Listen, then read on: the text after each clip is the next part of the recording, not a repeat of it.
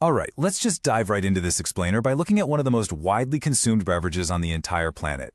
I mean, we see them literally everywhere, right? From cinema halls to cricket matches, from college canteens to weddings. According to the source material, Coca-Cola alone sells a staggering 1.9 billion servings daily across the globe. And when you factor in all the other brands, the sheer quantity of soft drinks humanity consumes is almost unimaginable. But today, we're going to look right past all that flashy marketing and break down the literal anatomy of these beverages to answer one very simple question. What are you really drinking? So to kick things off, I want you to think about a very specific number, 82.8. Now what's really wild about this number is that it represents grams of something you likely consume quite regularly, probably without even a second thought. At 82.8, that's the exact number of grams of sugar hiding in just a single 600 milliliter bottle of a popular orange soft drink. Think something like Mirinda. To put that into perspective, that is the exact equivalent of pouring half a glass of pure granular sugar and just eating it all in one sitting. It's a visual that's honestly kind of tough to stomach, yet it's exactly what happens in your body when you finish off one of those bottles. Section 1. Busting the toxic myths. Facts over fear. Before we get into the real dangers here, we've got to establish some ground rules, because misinformation helps absolutely no one. Look, you've probably heard people claim that soft drinks are literal toilet cleaners because they happen to share some acidic ingredients. Well, chemistry is a bit more complex than a viral social media post. While it is true they both contain acids, comparing a weak food-grade acid like citric or phosphoric acid, which is just there to prevent bacteria growth in high-sugar environments, to the concentrated bleach or hydrochloric acid found in literal toilet cleaners, is just factually incorrect. We are talking about a completely different chemical concentration here.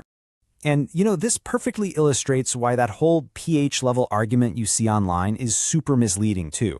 Yes, the pH level of a typical soft drink is around 2.5, which is highly acidic. But look at natural foods. Lemon juice is actually more acidic, sitting at 2.0 to 2.6.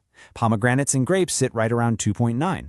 So just the mere presence of weak acids doesn't instantly transform a beverage into a household cleaner. Moving on to Section 2. The added sugar overdose, empty calories. Okay, so if the toilet cleaner myth is fully busted, why on earth are these drinks still so incredibly harmful to us? Well, it brings us right back to the sugar. Let's do the caloric math. That 600 milliliter bottle packs roughly 330 calories. You are literally consuming the caloric equivalent of a full, heavy meal. We're talking like 2 entire aloo parathas, or a hearty masala dosa with sambar and coconut chutney.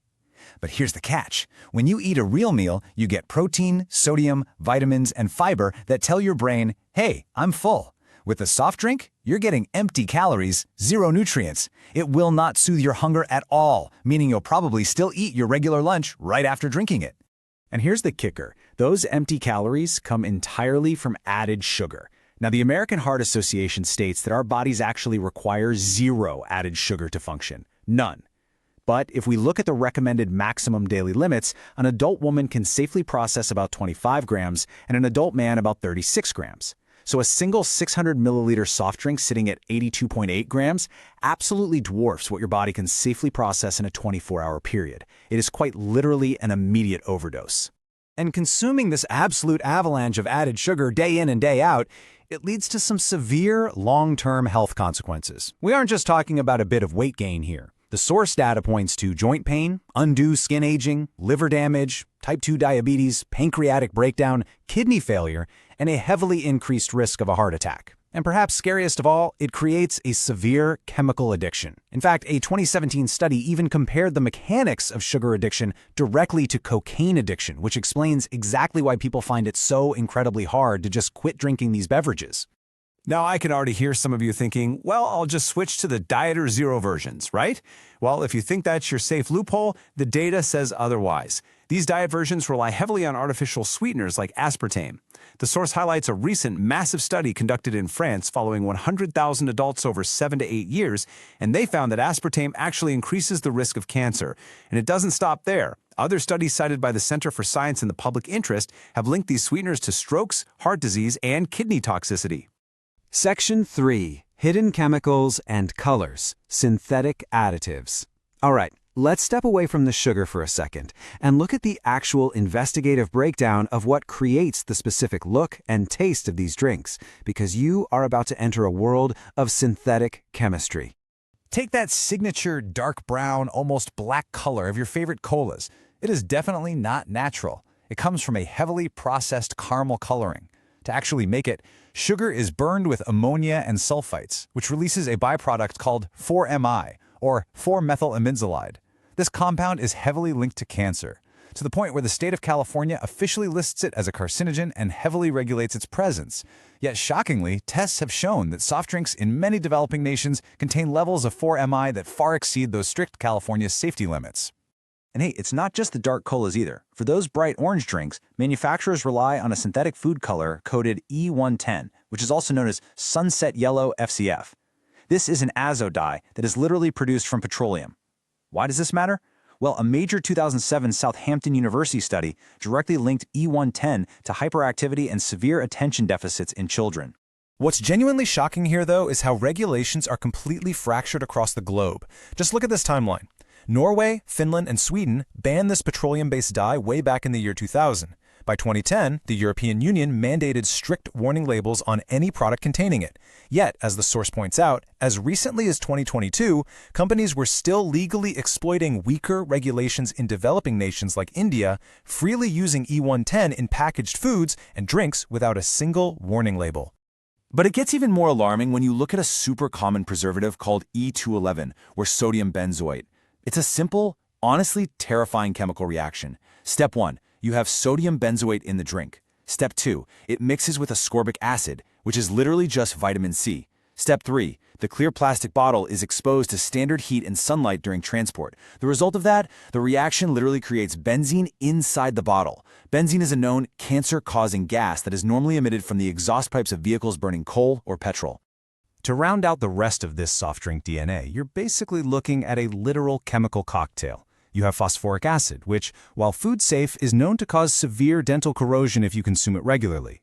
Then you have acidity regulators like 330 and 331, and chemical stabilizers like E1450, purely designed to keep the liquid homogeneous so it doesn't form weird clumps. And then, the whole shebang is pumped full of carbonated water to give it that famous fizz. Section 4. The Corporate Playbook, Profits over Health. So the totally natural question here is, how on earth does this industry keep thriving with all this mounting scientific evidence against them? How do they keep managing to get this chemical cocktail into our hands? Well, the answer lies heavily in this number right here, $3.6 million.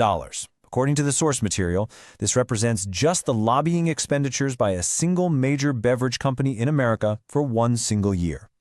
The source describes this practice as essentially legalized efforts to influence political parties, making absolutely sure that judgments and health rulings consistently fall in favor of corporate profits rather than public health. On top of that, the corporate playbook relies on just absolutely relentless marketing.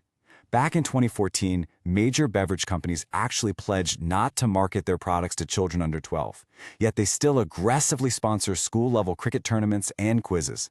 They hire massive sports stars and celebrities, literally the exact people children idolize, to endorse their products. It's a brilliant, albeit indirect, campaign aimed squarely at hooking the youth market. Section 5, the only real solution, breaking the addiction. Okay, now that we've mapped out the reality of the ingredients and the industry's playbook, what should we actually do about it in our day-to-day lives? You might be thinking, okay, I'll just switch to concentrated fresh fruit juices or lemonades.